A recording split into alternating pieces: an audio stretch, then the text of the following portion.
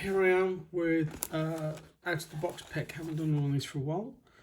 What I've got here is a Sterling 70mm disc padlock, which is made by the Bergvactor UK Limited.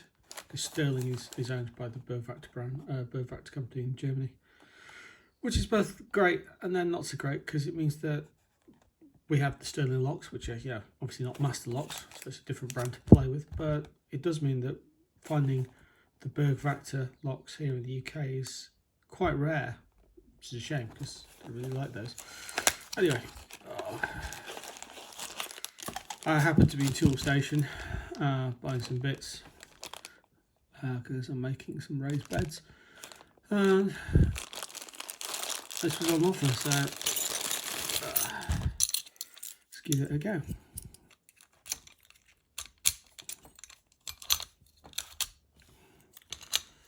Nice action. 4 pins. Right.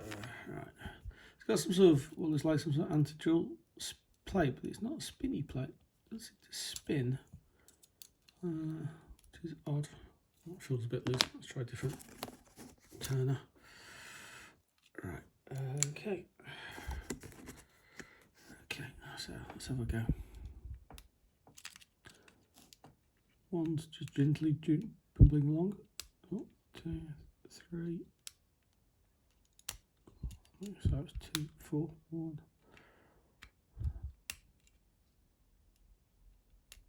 And there we go. Number 4 at the back. Well, that was quite fun. Nice good lock, sort of.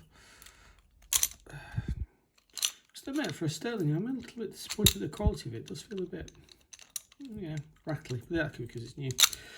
Anyway, take care everyone, and bye bye.